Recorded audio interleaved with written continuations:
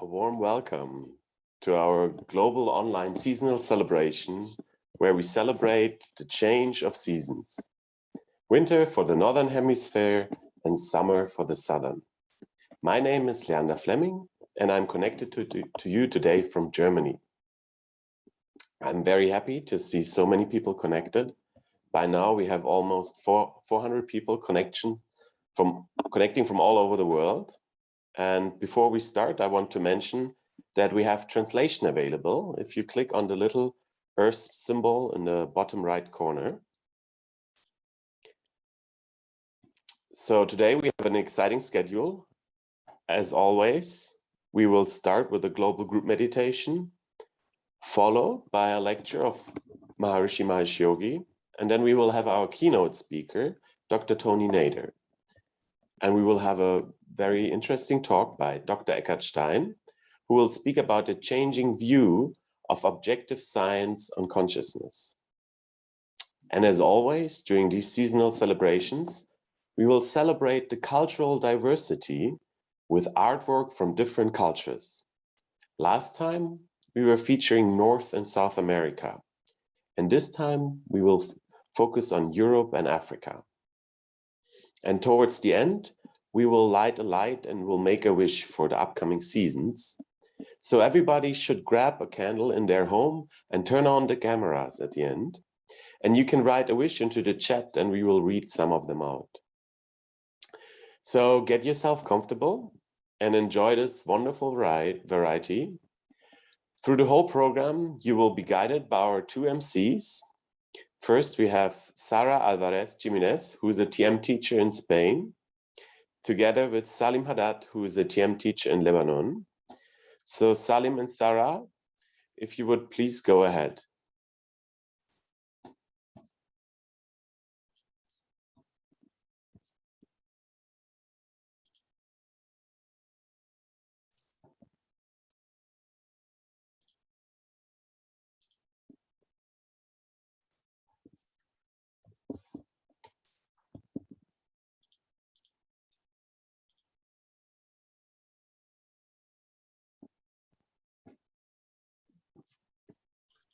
Yes, Jay Gurudev.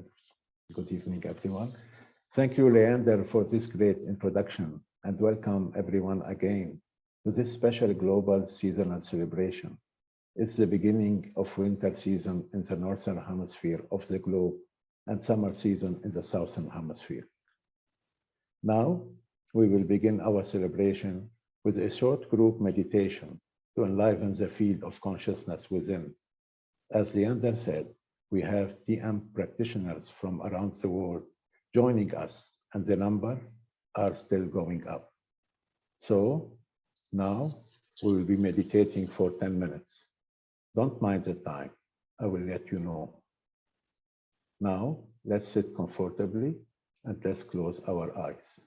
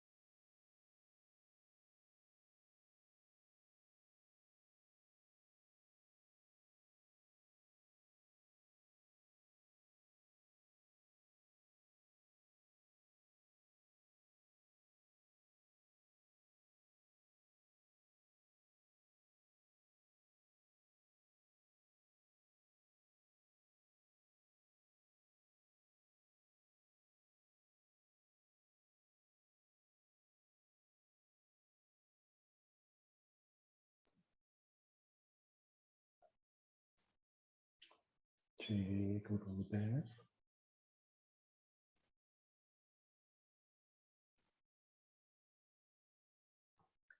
Now let's take a few minutes and then open the eyes slowly.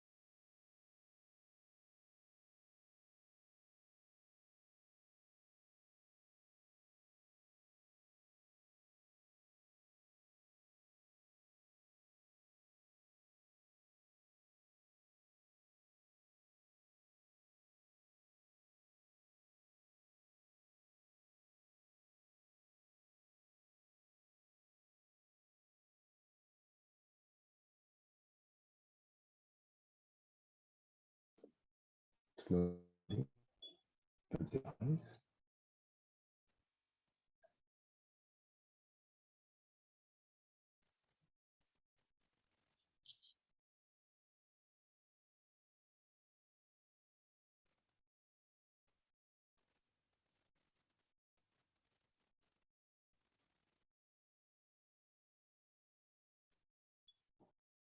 Thank you all for joining in our global meditation. It's wonderful to share the deep silence with you. Now, I would like to invite my co-host Sarah to introduce today's special talk by Maharishi Mahesh Yogi. Sarah, please. Thank you, Salim. Hi, everyone. So it's nice to meditate together, and it's always good to do it in a group. And now, I'll just introduce a little bit of the tape. But first, I want to say that we're celebrating the change of season, but this little meditation that we had, it gives us that base stability among all the change that is inevitable, is always happening. So it's nice to have that moment of stability and see what is coming. It's preparation for what is coming next. And so the tape is from Maharishi, obviously, and it's from a winter celebration that happened on the 21st of December in 1977. And it's around 13 minutes long. And we're looking forward to seeing it. So Leander, thank you. Please share the video.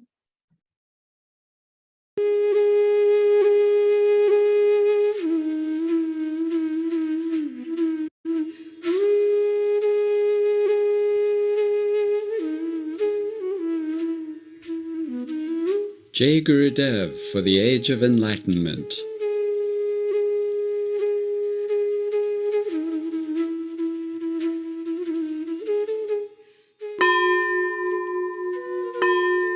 Ringing the bell of invincibility for every nation. His Holiness Maharishi Mahesh Yogi,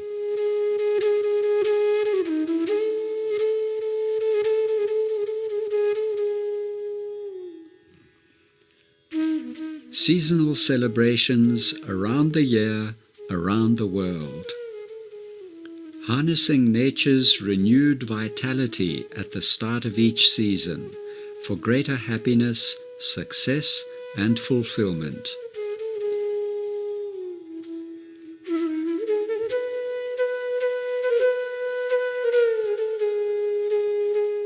Maharshi celebrates the second winter festival for the Northern Hemisphere and the summer festival for the Southern Hemisphere.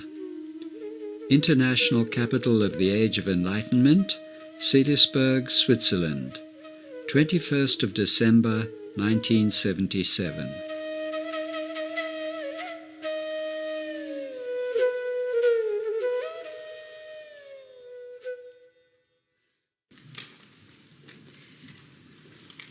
It's a very great joy to be able to celebrate this winter festival, which is so significant in the history of human race that this is going to be a landmark of real freedom to all nations. Winter for us is a very successful expression of what the third law of thermodynamics can do to nature. Reduce the temperature and increase order.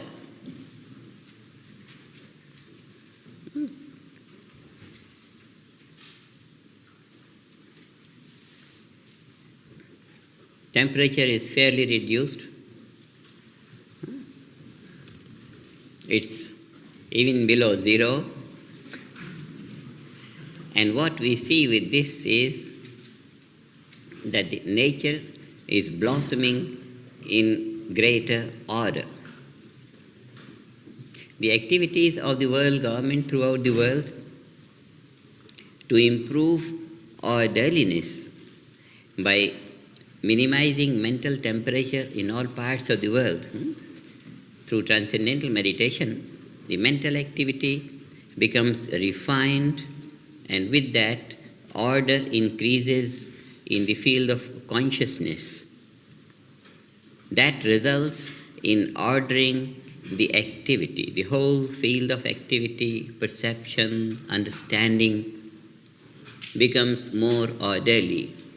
And more orderly means more in accord with the laws of nature.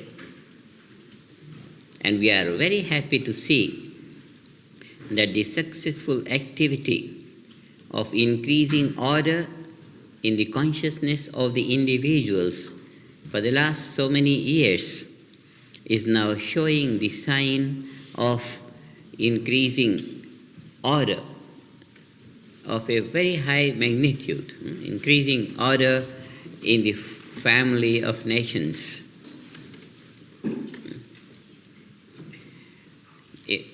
Instances in the behavior of different nations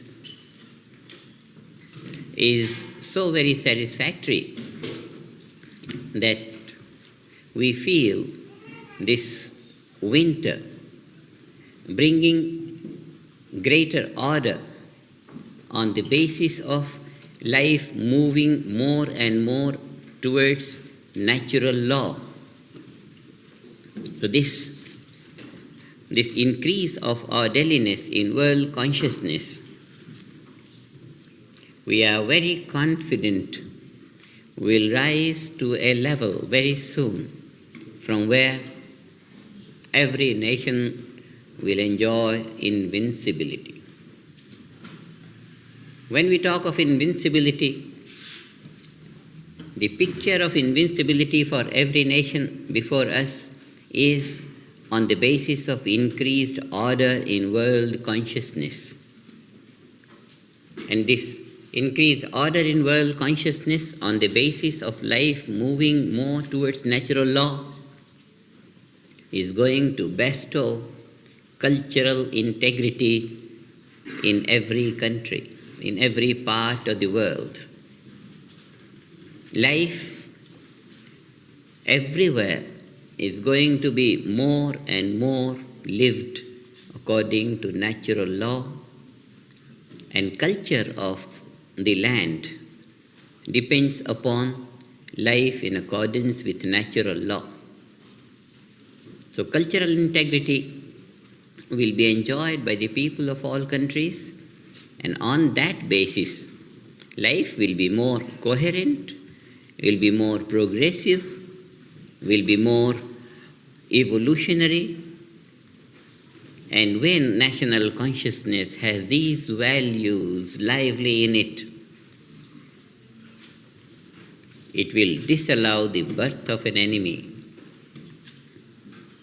So this is the winter that is going to be so important in creating that great momentum of orderliness that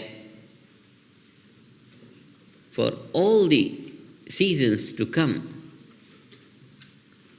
the upsurge of orderliness will be so very profound that every nation is going to enjoy invincibility. And this will be the first generation in the long, long history of human race that is going to set up such an intense momentum of orderliness in nature that all the future generations will rejoice in harmony, in happiness, in coherence. The family of nations will enjoy invincibility. And when we say invincibility, non-creation of an enemy is one aspect of it. But this non-creation of an enemy, this principle, extends even to nature, fury of nature, if you call fury of nature. All these collective calamities, these lack of rain or more rain or famine or lack of crops or tornadoes in this,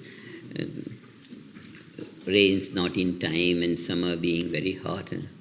So what we include in our vision of the forthcoming invincibility to every nation is support of natural law, support of nature, that the crops will be abundant, the seasons will be in time, there will be no collective calamities, there will be lack of disintegration on any level. So in every way, life is really going to be lived in its fuller potentialities. We just call it fuller because this is just the beginning of it. Next year, the year of invincibility for every nation, we might declare fullest unfoldment of the fullest potential of life in all parts of the world. So at this stage, I would congratulate every individual in the world who is practicing transcendental meditation and every person who is practicing TM Siddhis, because it's from there that the influence of coherence is spreading in the world consciousness. It's from there. It's from that profound basis of increased law and order in the environment, in the world's environment, that we see invincibility to every nation, and that this winter season is going to inaugurate the year of invincibility for all nations. 1978 we designate as the year of invincibility for every nation. And this is a warm welcome of this winter season today.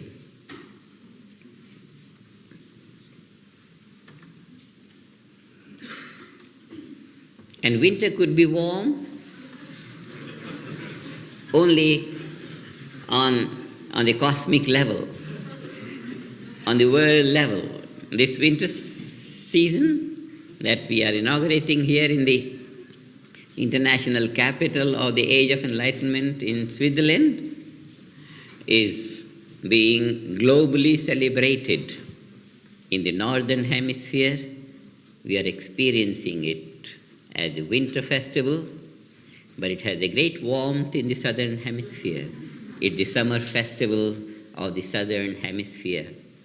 That's why the warmth of this winter festival coming from the Southern Hemisphere is going to keep the whole mankind very, very warm in the coming days and coming weeks. We can only bow down to Gurudev and feel gratitude for the great wisdom that he conferred unto us, and we feel fulfilled in ourselves for having done some justice to that great eternal wisdom that Gurudev brought to us. We say Jai Gurudev, and invincibility to every nation.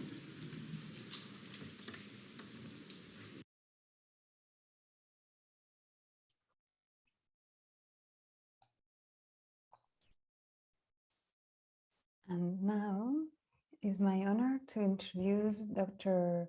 Bevan Morris, who spent over 50 years with Maharishi, working on many worldwide projects. And he was the president for the Maharishi International University for 36 years, and now he's currently the president of Maharishi Vedic Universities. And he's also a key executive leader of the International TM organization, which Maharishi called Global Country of World Peace. And that means a country without borders and a home for all the peace-loving people for the world. So Dr. Morris will share with us some reflections on Maharishi's talk and the value of these seasonal celebrations throughout cultures and time. Please, Dr. Morris. Thank you, Sarah. So Maharishi said in the celebration of the Winter Festival in 1977 at the international capital of the Age of Enlightenment in Salisbury in Switzerland, that the Winter Festival reminds us reduced temperature and increased order in the field of consciousness. And that means more in accord with the laws of nature and increasing order in the family of nations, even to the extent that every nation will enjoy invincibility based upon that increased orderliness in world consciousness. And with this also cultural integrity bestowed in every part of the world by every country, and life coherent, progressive, and evolutionary in every nation on earth. And the national consciousness of each nation will disallow the birth of any enemy. So celebrating this winter festival creates a momentum of orderliness for all the seasons to come. And Maharishi also said invincibility, which he had been celebrating starting just a couple of months before this for the human race on Victory Day of that year, it means not only that orderliness and happiness in life, coherence in life, but it extends even to nature. So the non-creation of an enemy means no more fury of nature, of excessive rain, of drought, of tornadoes. All those calamities will not happen anymore. Crops will be abundant, seasons on time, and no collective calamities anymore. And life lived in its fullest potentiality. So Maharishi congratulated everyone who practices transcendental meditation and the TM program, especially also, for spreading an influence of coherence in national consciousness that will bring increased law and order in the environment and invincibility to every nation on earth. So this is the warm welcome of the winter season. Maharshi said the winter could be warm only on the cosmic level, but also the great warmth in the southern hemisphere, where it's the summer festival today, will also bring warmth to the whole world consciousness. So we bow down to Gurudev for the great wisdom that he has conferred to us. And Maharshi expressed that we have done justice to that great eternal wisdom Gurudev brought to us. And so we say, Jai Gurudev. So this was Maharshi's really beautiful message of the Winter Festival and Summer Festival in 1977. And now it is my joy to introduce Dr. Tony Nader, MD, PhD, Maharaj Adiraj Rajaram, to bless this occasion of the Winter and Summer Festivals. Dr. Nader has just completed a course for over 4,000 fortunate people around the world on consciousness as the new paradigm of life on earth and the source of a happy and fulfilled world for every individual in the world. Maharshi is so proud of Maharaja for his discovery that the human physiology is consciousness, that every grain of human physiology is just the vibration of the infinite field of consciousness. And not only that, but the whole universe is just consciousness and consciousness alone. The whole tradition of our Vedic rishis of India has always experienced and proclaimed the reality that consciousness is all there is. Neha nanasti kinchana, says the Upanishad. Consciousness is all there is. That is all that there is. And everything in creation is just like a wave on the unbounded ocean of consciousness. And this always has been known. But Dr. Nader has taken up the task from Maharshi of demonstrating that in the scientific language of this modern age, and has done it so beautifully in his discovery, particularly that the human physiology is just a replica of the Ved and the Vedic literature, the constitution of the universe, which is the eternal field of consciousness flowing within itself. This discovery he made very clear during the course is really a the most practical discovery that could be imagined. Because first of all, what is known in the whole great tradition of the sages, of the rishis, is that that field of consciousness of which everything is made is the field of bliss. It's made of bliss. Ananda Deva Kalvimani Bhutani Jayante. All this is born of bliss, is sustained in bliss, and is merging into bliss. This is really good news that everything is made out of that.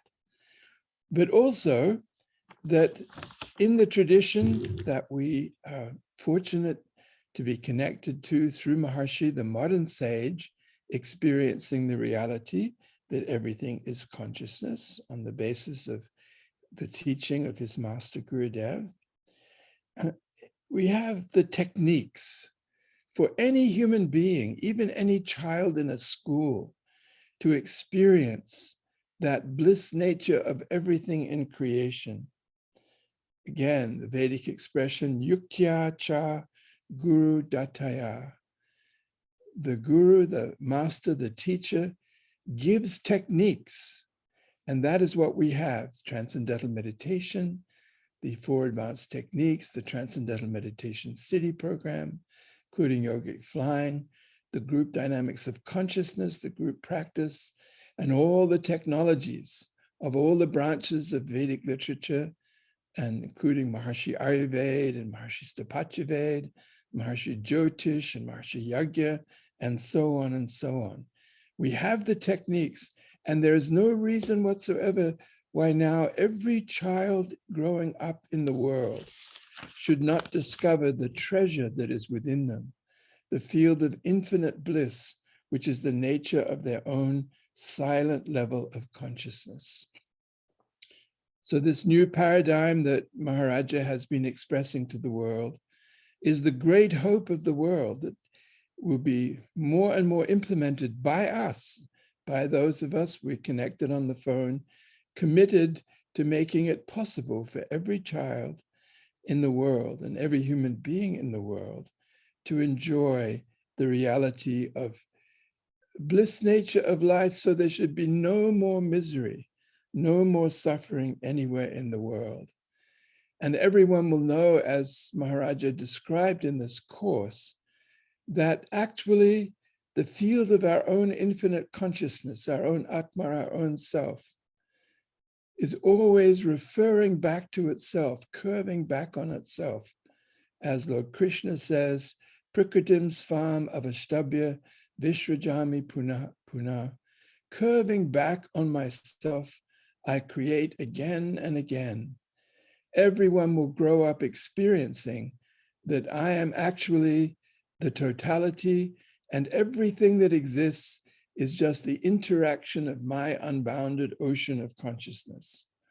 So this is a huge gift to the world that Maharaja has been able to express all of this in the highly scientific language of the modern age, and to therefore give inspiration to all those desirous of a peaceful and prosperous and happy world, to really be able to actually achieve it in our generation.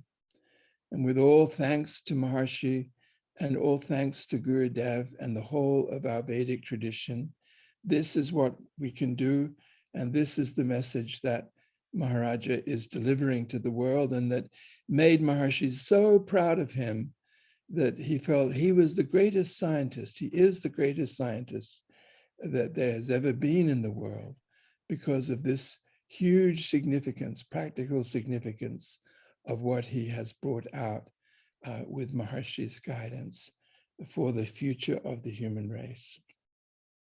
So it would be a great joy now if we could get the blessings of Dr. Tony Nader, MD, PhD, and Maharaj Adiraj Rajaram, the first ruler of the global country of world peace, a great genius in the field of consciousness and all its technologies, to really give us the angle, the inspiration of the Winter and Summer Festival of 2021.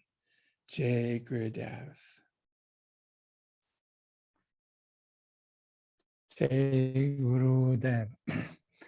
It's a joy to be with everyone. And it's really great that we assemble on this day. It's great also the numbers are really wonderfully growing.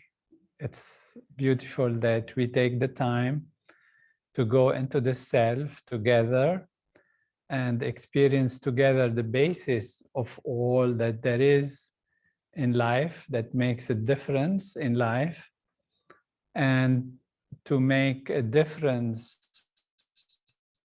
for the outside as well as for our inner experience.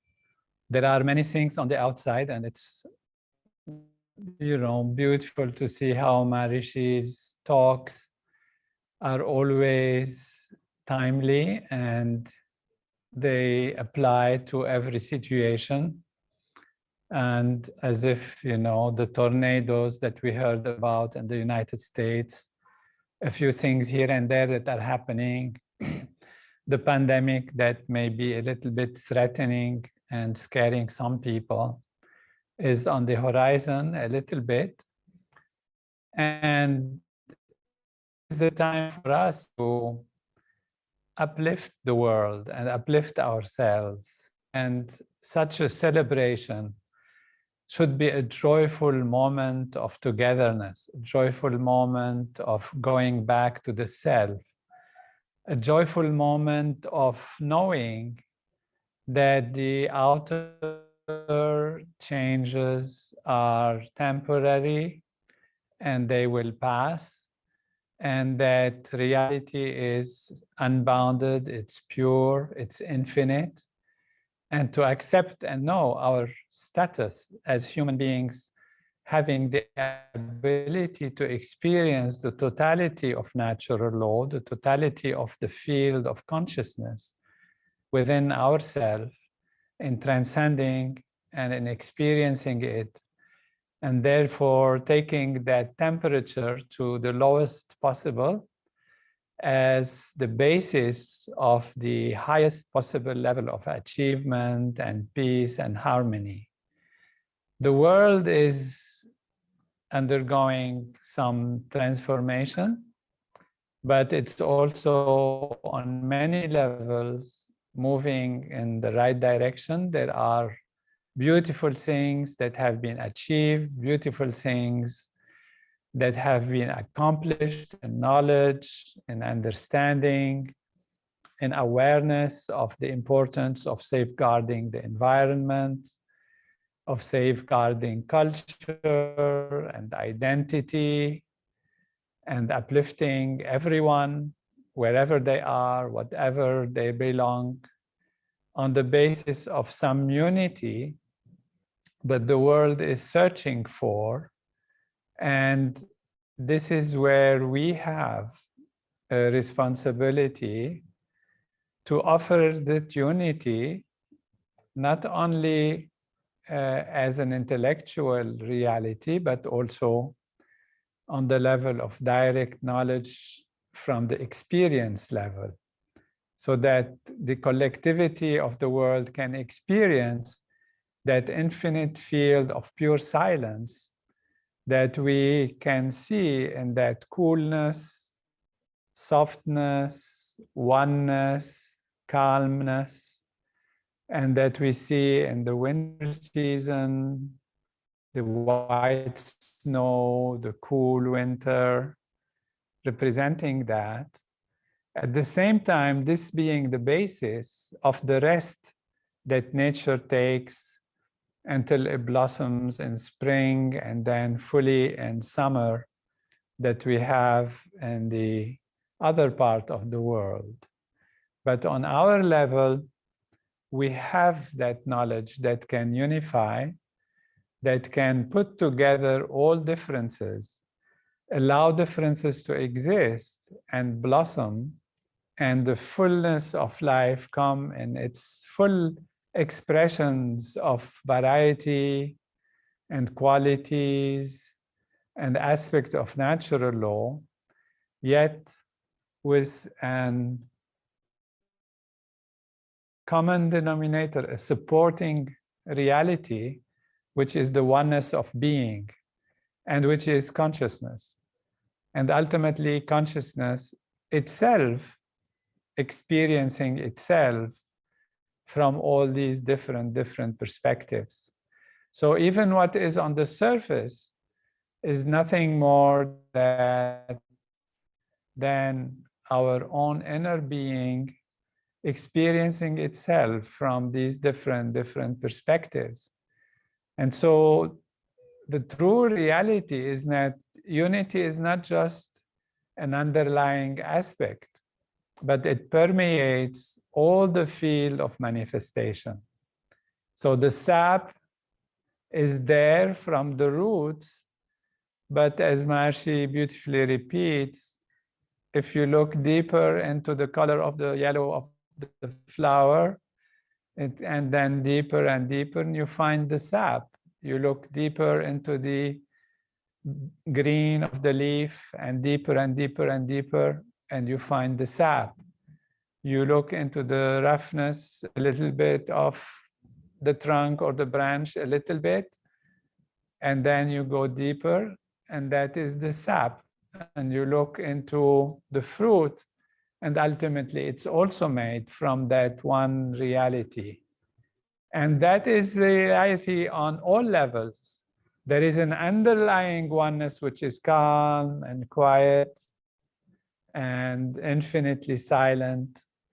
It doesn't lose itself, it just hides itself in so many different ways, experiences itself in us as humans with our different cultures and cultural integrity, depending on the nature, on the surrounding laws. We are different on the surface, different seasons come and go, different cycles of life and day and night, and yugas come and go, but all of this is the oneness of being, rejoicing in all these values.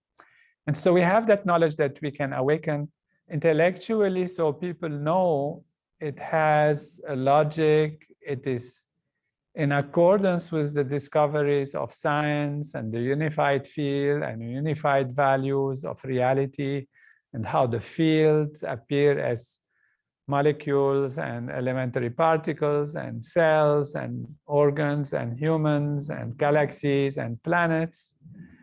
So it is in accordance with all knowledge, and it's accordance with the knowledge of all the truth in every religion, in every belief system, the truth in the great philosophies of life.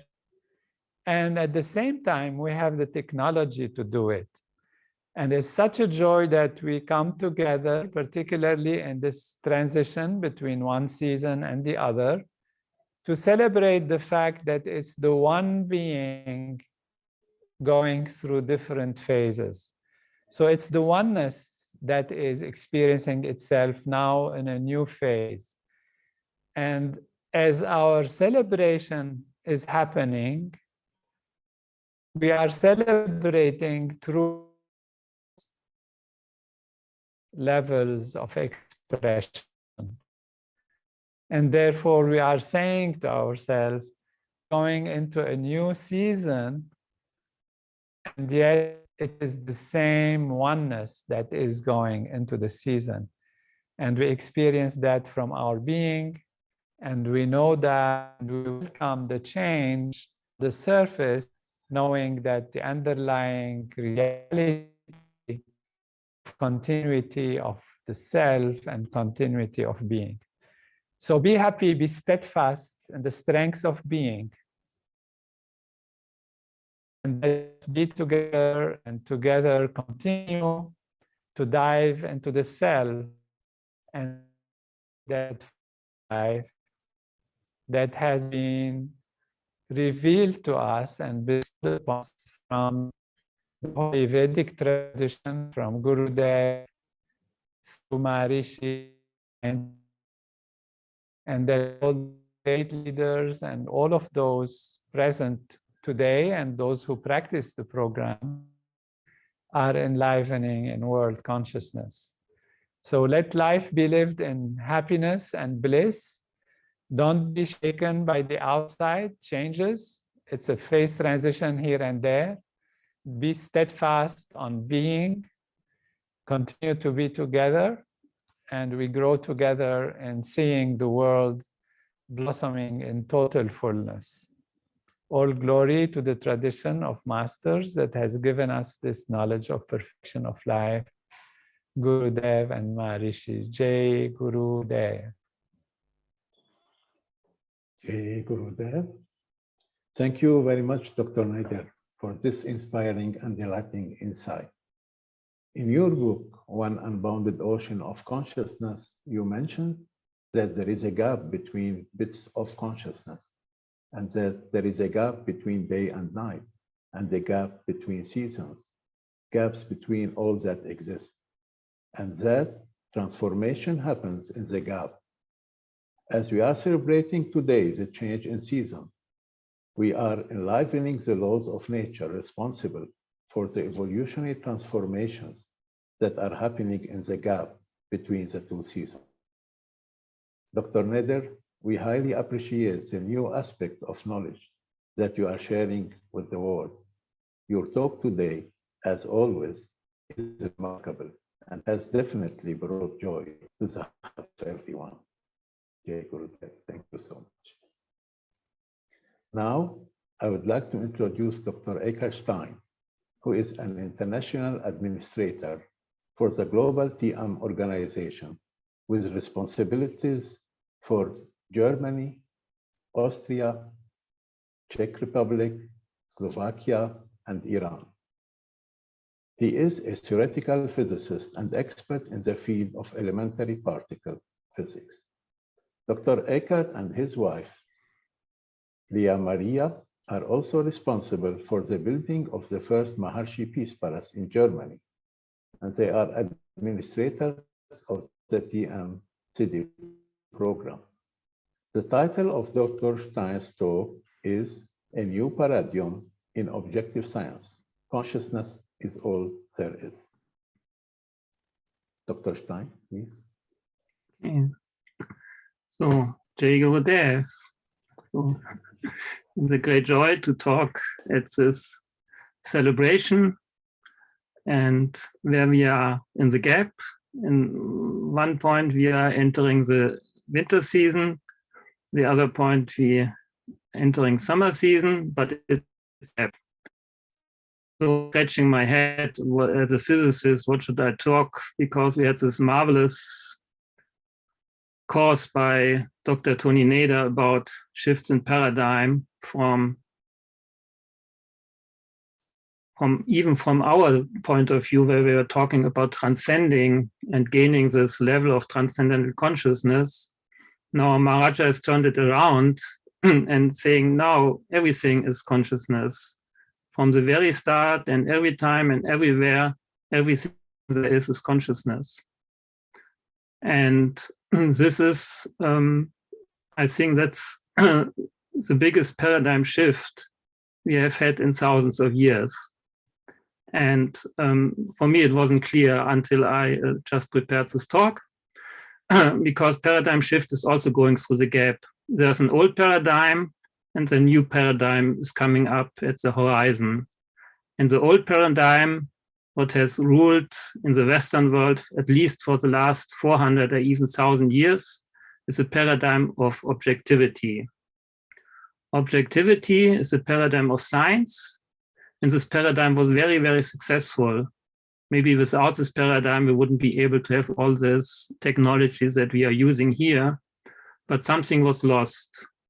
And now Maharaja is adding this and turning the old paradigm upside down and saying that consciousness is all there is, which means that we will have even stronger technologies, and there will be this technologies are much stronger than those that we are using now. And we all know that we are using strong technologies on the level of modern science. So I have prepared a little presentation, and I try to go to say a little bit, and let's see how it goes. So, so a new paradigm in objective science. Consciousness is all there is. You know that is already consciousness normally you consider as the most subjective thing, and now we are saying that's also a new paradigm in objective science. So what is objective science? Objective science means that there's a system and you study it from outside, and you, the observer, doesn't have anything to do with that what you are studying. And this is well known, but it's not understood. So therefore I read this, this quote by Einstein, and he says, physics is an attempt to conceptualize reality as something that is considered to be independent of its being observed. In this sense, one speaks of physical reality.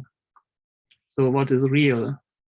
So Einstein says we imagine a world that exists outside of our view, that we are not observing. So we construct an objective reality from that we know that it's a construction. This is an objective worldview. we get rid of all subjectivity, we take it out of the game. And if you consider this from the philosophy, has anyone ever seen, let's say,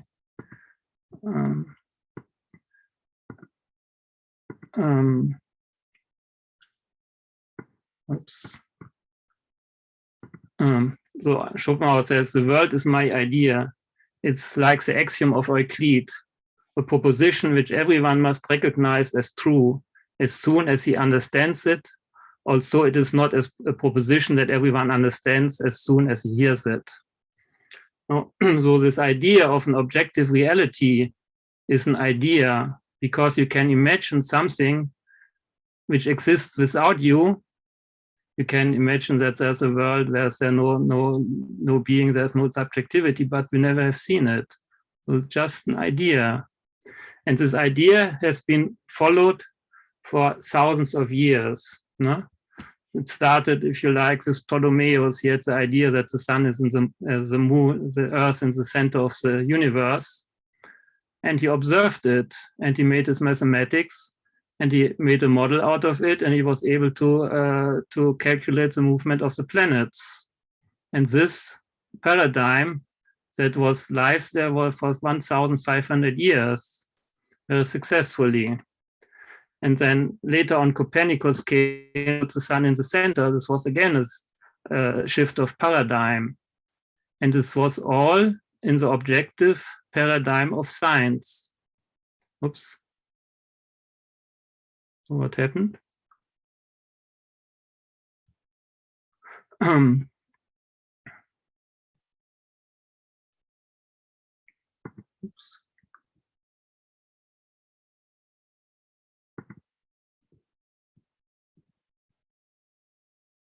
Oops. Yes.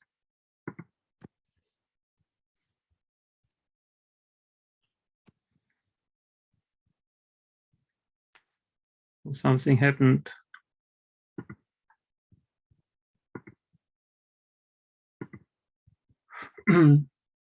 So, and then Newton came with a theory of gravity, Maxwell came with a theory of electrodynamism, theory of fields, Einstein came with a theory of space and time. And this was all in the field of the paradigm of objectivity. And then we heard in our last presentation by Dr. Tony Nader, with the advent of quantum physics, he couldn't do it anymore because now the observer changed that what has been observed.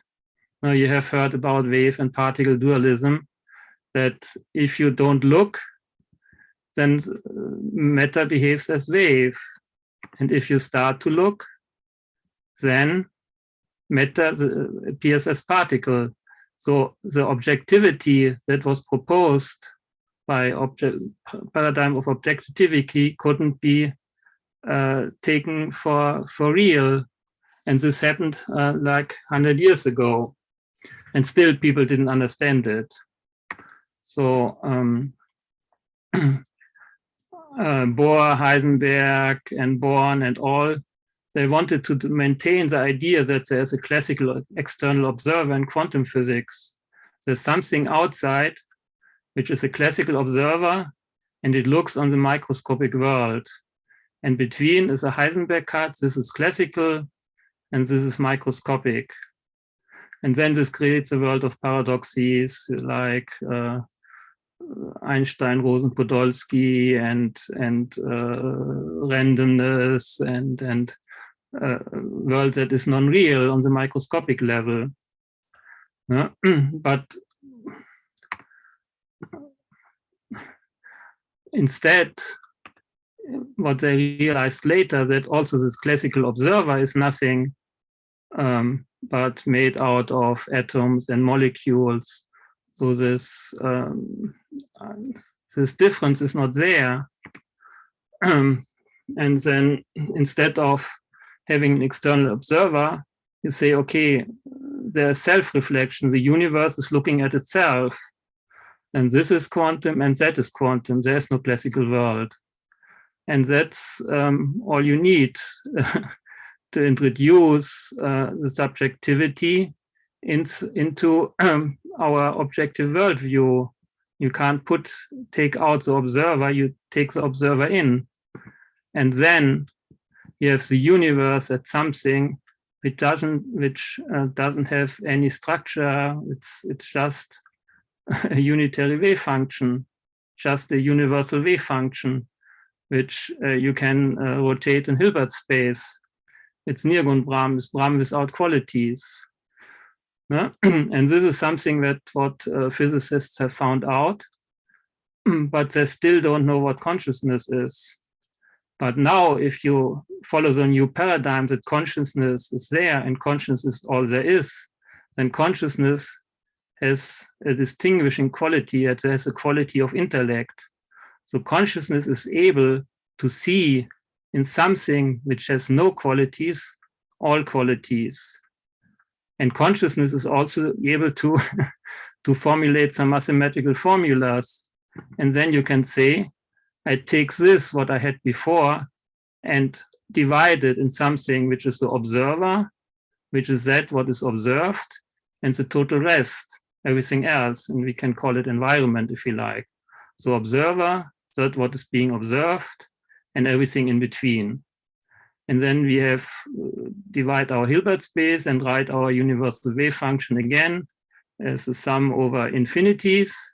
And nothing has changed. It's still the same. It's still the same, which is never changing. It's which is only unitary transformation. And that's all. But now you take different perspectives. You can take perspectives of each of these observers, of these little observers.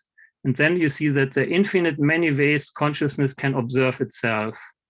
So from the intellect, from the quality of consciousness, which is able to see in unity, diversity, you can make this little analysis, and then you get to Sagun Brahm, the ocean of all possibilities.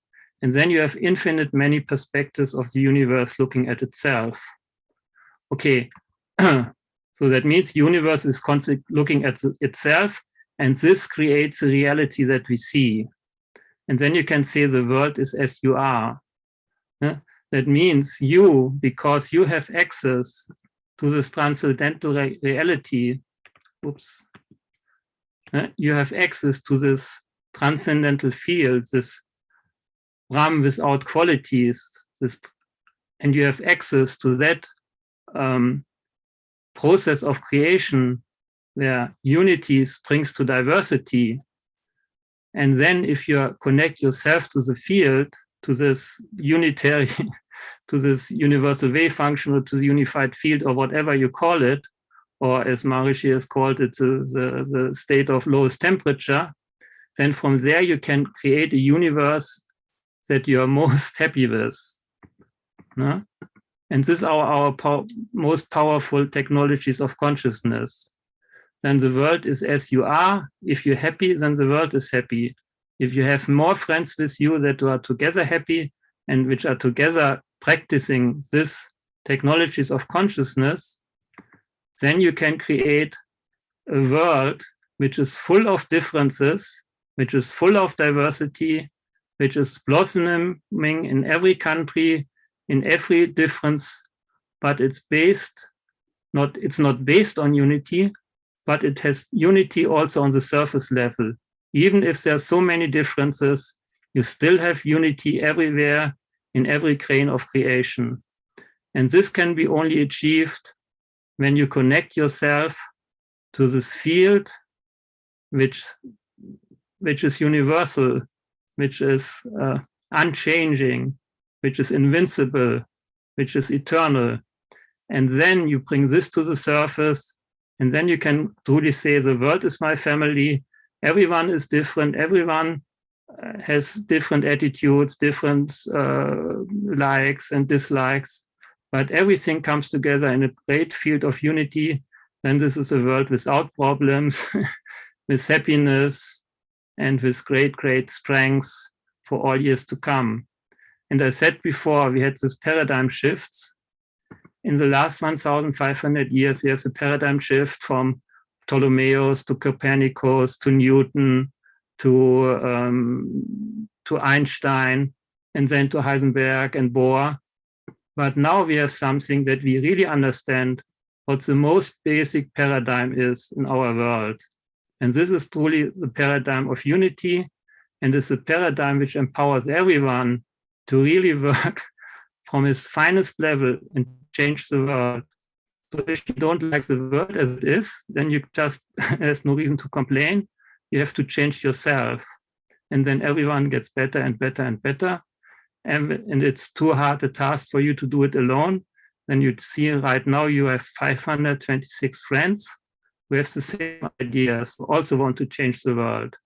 But you don't change the world on the outside level, you really change it from within, because that what is within is also outside. It's one and the same. And this we have heard from Maharishi so many times, but he did say it on this level of go to the transcendence. But now Maharaja is taking it from the other side.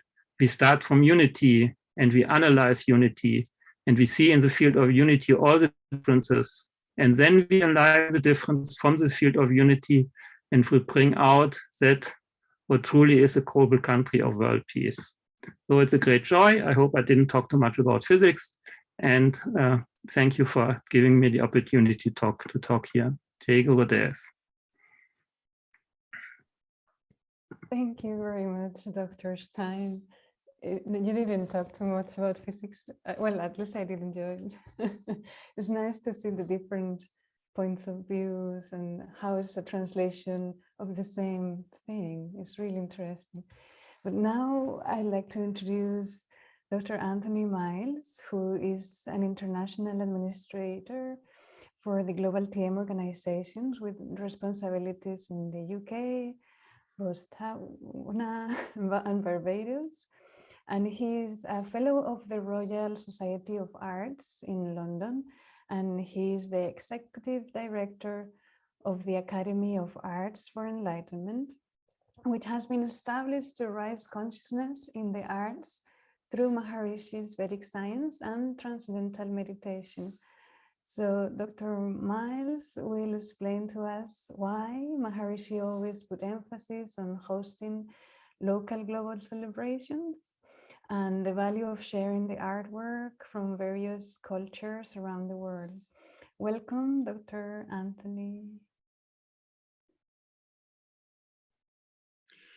Earlier this month, the President of the United States, Joe Biden, was speaking to a group of nationally known artists at a White House reception. He commented that when you visit the Sistine Chapel and you look up at the heavens and you see Michelangelo's masterpiece, it takes your breath away. He said, it reminds me of Michelangelo's famous words when he said, I saw the angel in the marble and I carved it until I could set him free. He said that that is the artist's gift, the gift that all artists give us. It's that sixth sense to imagine something no one else can, to sing, to carve, to paint, to write, to dance and dream until you set the vision free. That's what you do as artists. I don't even think you fully appreciate what you do for so many people. Later on, the president commented, and I quote again, in the search for greater meaning of our lives, we have seen the power of art to heal, to comfort, and recover. And he pledged then to work with arts and cultural organizations to make the arts more accessible to people of all ages and backgrounds. These inspiring remarks of the President of the USA, which Maharishi spoke of as the most creative country of our world, indicate to us a deeper appreciation of the role of the arts in society today and the search for that deeper vision of life for freedom and heaven on earth. At the Academy of Arts for Enlightenment, these remarks certainly fall in line with our aims and purpose to enlighten the arts as a means to raise human awareness. The Vedic arts of Vastu architecture, painting and sculpture, Gandharva Vedic music and Vedic dance are powerful technologies in themselves which directly maintain mind and body and environment in a balanced condition. Maharishi Vedic science develops higher states of consciousness so that that transcendental level of life is fully revealed and integrated into all phases of the relative. This understanding was comprehensively considered by Maharaja, Dr. Tony Nader, during his masterclass on consciousness, a new paradigm. Dr. Nader beautifully explained the process of uncovering the reality of consciousness and its implications for the future of our world. And this is really what we are celebrating at this time during this transition of the seasons, the rise of consciousness, which can be fully explained, experienced, and expressed as a wholeness of diverse expressions. And so today we will enjoy just a taste of the colorful expressions of arts from our meditating family in Africa and Europe. Thank you, Jai Gurudev.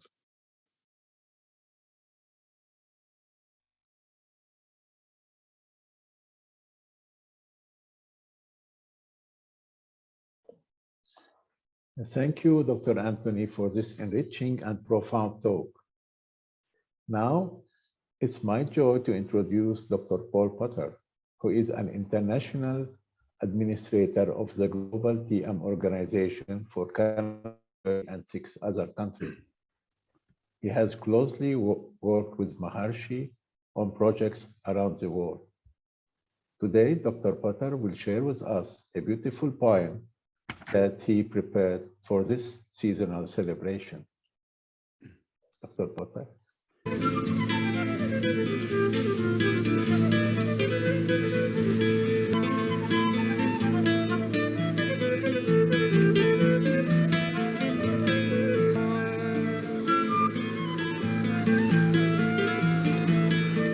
A global conversation is emerging to address the new paradigm of the field of consciousness, as science is approaching this final frontier, at once so far away, yet tantalizingly near. This global conversation is emerging to engage the most creative minds of our scientific age, whose objective observation is expanding to embrace our own subjectivity. We're meeting face to face. This global conversation is rising to reveal that consciousness, once hiding in abstraction, is real, and matter, once posing as reality, admits that it is made of consciousness appearing in small bits. When Galileo challenged geocentric eyes to see his heliocentric vision of reality, it took 3 centuries for the sleeping world to move from dogma to reality that science could prove.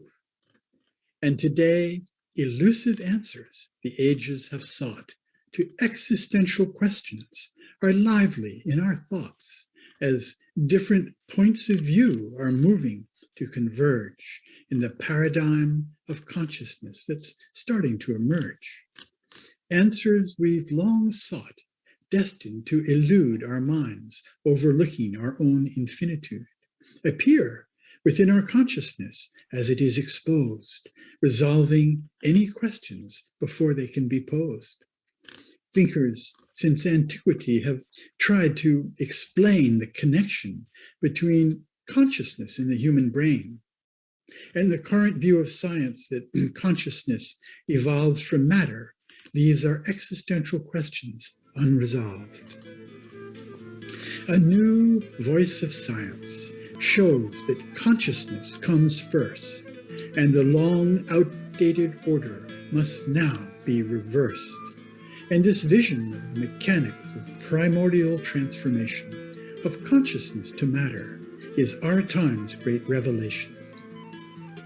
For science shows observer determines the observed, as waves become particles and space and time are curved. Through a sequence of mechanics, as symmetry breaks, creating laws of nature as consciousness awakes onto macroscopic levels that prevail through astrophysical and cosmological scales. to own in our own nature our complex and diverse, ever-expanding galactic universe. As consciousness sees itself from different points of view, with our broader perspective, the reality shines through that consciousness is all there is. Our bodies are made of bliss. Our world and our universe are made of consciousness. As we rise in consciousness, our sense of freedom blooms as the choices of nature are the choices we assume. In our own fully blossomed fulfillment, we are free, for our freedom is determined in our state of unity. Through technologies of consciousness in its exalted states, our collective consciousness by nature radiates, giving life on earth a glorious new lease of happiness, fulfillment, prosperity, and peace. The primordial conversation ever being made by consciousness within itself as whispers of the Ved, now for over half a century experienced and applied through Maharshi's Vedic science, have raised consciousness worldwide.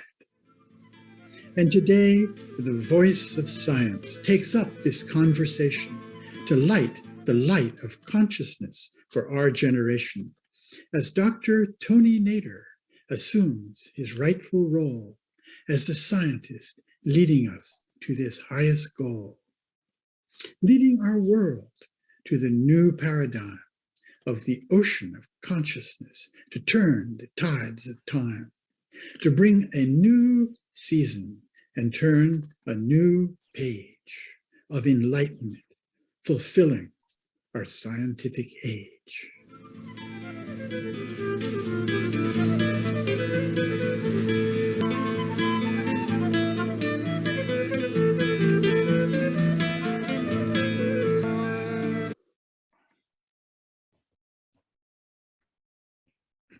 Thank you, Dr. Paul. That was very uplifting.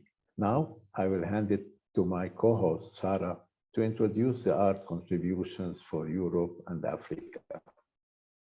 Sarah, please. Yeah, that was lovely. So now we keep enriching our senses, especially sight and ear or hearing. And we will watch another lovely short video with all the pieces of artwork that you all sent. So we'll go ahead with that.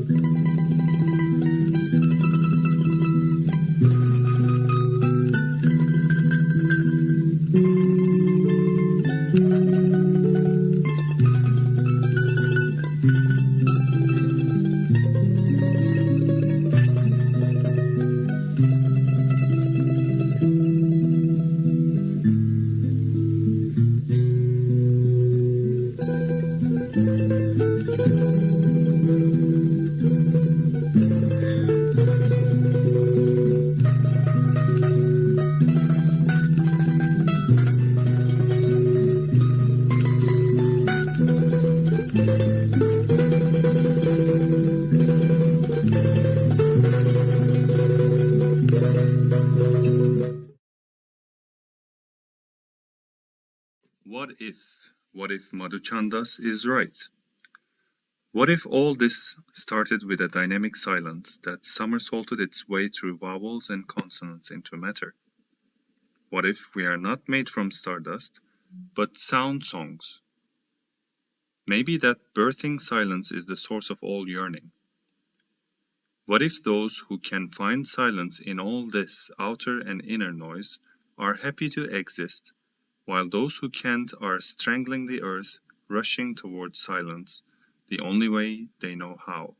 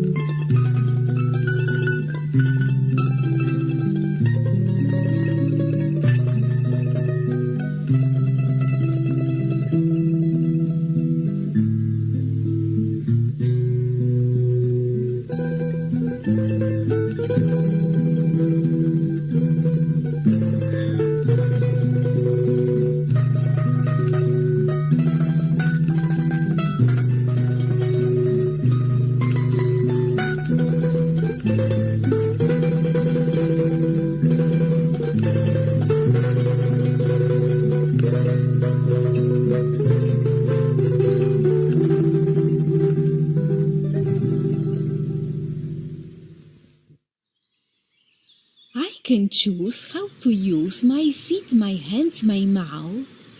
And instead of hurting you, I want to make you laugh. Even if you hit me, I try not to react, because I understand that is what I attract. So I create deep silence to feel my laugh profound. I want to be a source of harmony around.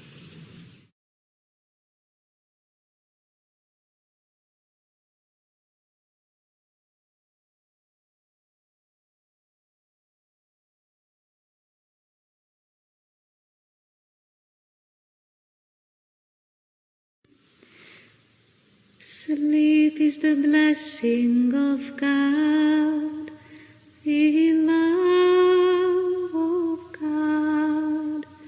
Lie in the showers of His blessings.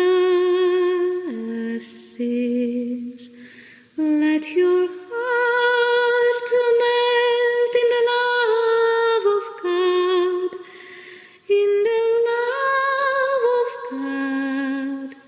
Sleep in the thought of God and in the love, in the feeling of God, and the bird is turning to delight, and the bird is turning to delight.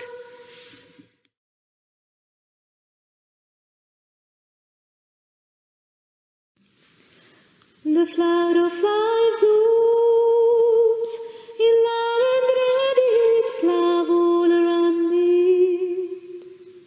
The flower just blooms, it does not have to know what joy it's to the whole garden.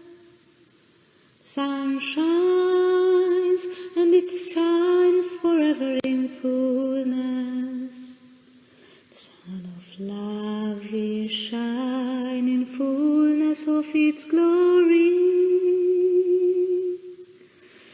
Flower of life blooms in love and radiates love all around it.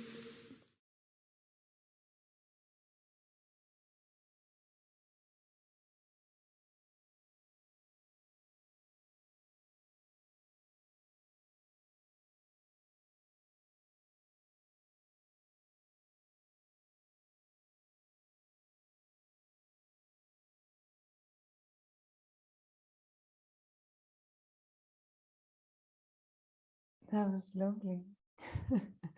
Lovely for the heart. Now we're just gonna do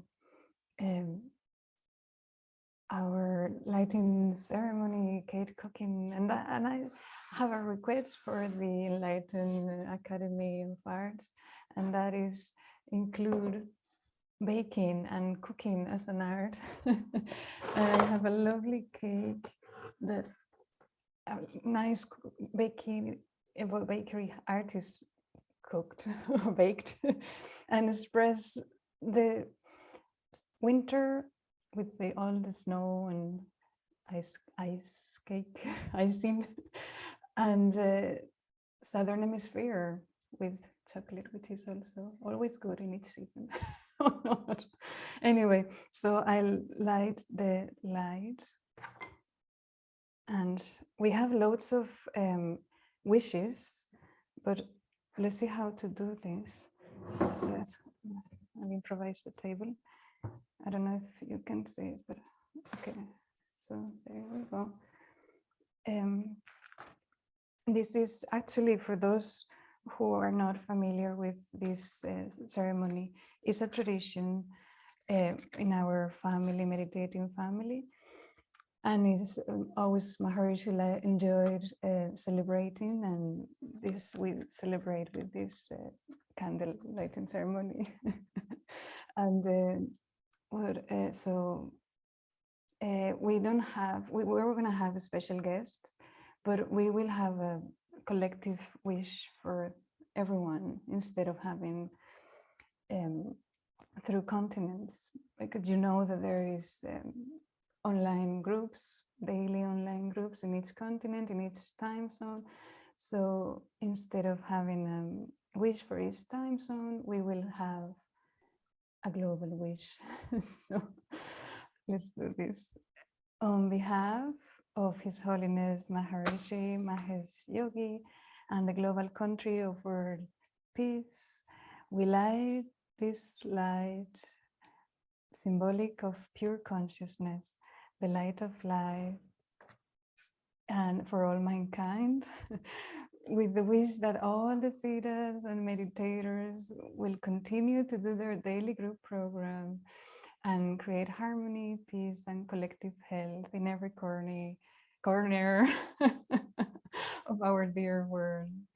And now Salim will help me to do the cake cutting. Well,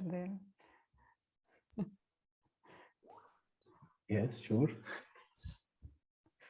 So, cutting the cake is symbolic of the effortless action necessary to bring forth the full sunshine of the age of enlightenment and the creation of heaven on earth.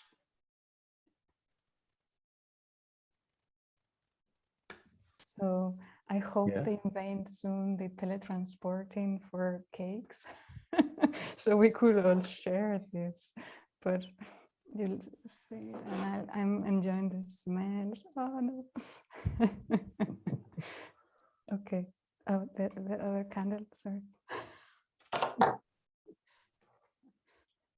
So I don't know. Leandro, do you want to read the wishes, please?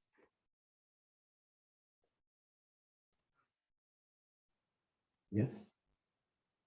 So this is for perfect health, happiness, and long, long life in immortality for our dear, already enlightened world family. Jai Guru Dev.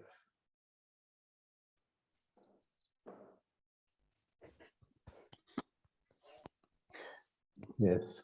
Thank you very much. So I will read some wishes which were written in the chat. Very nice. So Susan is wishing increasing order in national consciousness, bringing peace, happiness, and perfect health to Lebanon, to the whole Middle East, and to the whole world. Jai Gurudev. And JJ is writing, my wish is that people become more aware of the dominance of consciousness in the relative creation and began to turn their attention inwards.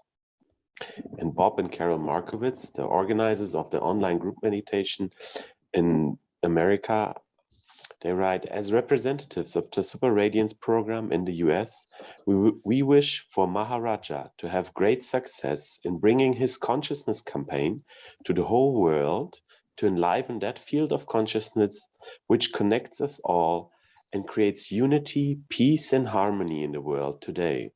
We also wish for a permanent group of 2,000 yogic flyers doing twice daily program together in the US.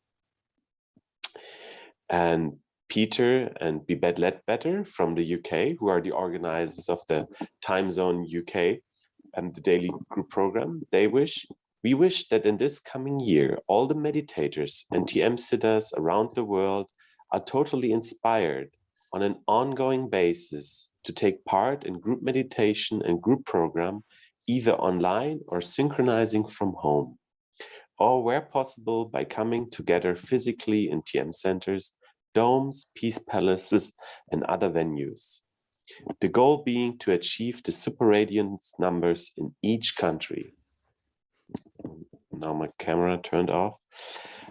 And Andrew Wilkes from the US is wishing, May 2022 bring a brilliant awareness of the gift of living in Maharishi's Vastu constructed buildings host. And Heidrun is wishing peace in the hearts of whole mankind.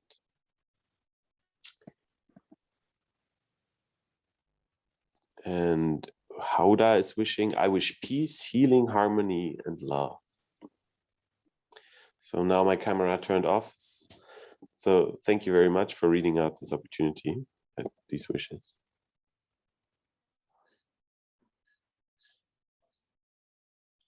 Yes, thank you all for these tender wishes for our world family.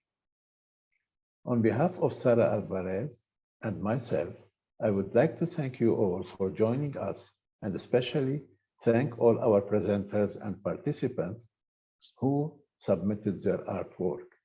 A special thanks goes to our speakers, Dr. Tony Leder, Dr. Bevan Morris, Dr. Eka Stein, Dr. Anthony Miles, Dr. Paul Potter. Also, to all the supporters, Burkul, Virginie, Julia, and Leander Fleming, who made this international seasonal celebration possible. And of course, a huge thanks to all the artists who shared their work with us today. With this, I will handle it back to Leander for our closing remarks. Jay Gurudev.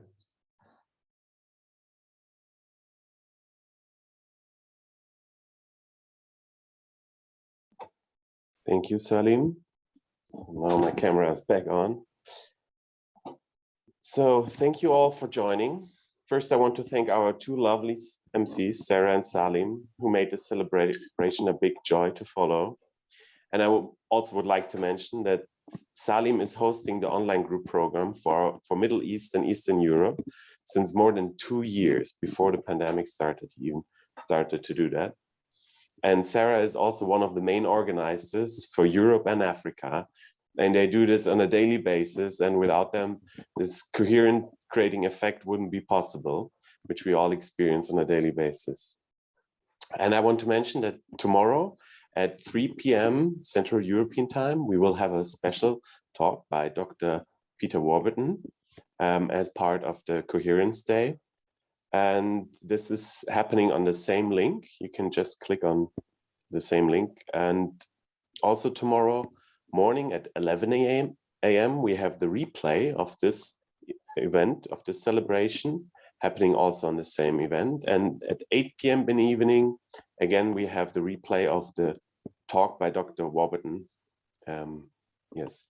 And tomorrow evening, we will have the first full moon concert, which is organized by the Academy of Arts for Enlightenment. And I want to share the picture of it. And we will have we will have Maharishi Veda online concert, Maharishi Gandharva Veda online concert. This is the picture. And this will start at 8:30 in the evening, and we will put now the link into the chat, and then you can save the link for tomorrow and you can join at 8:30 p.m. Central European Time. So thank you again all for joining. It was a great pleasure, and I hope I see you again in March for our next seasonal celebration. Thank you very much. Jai Gurudev.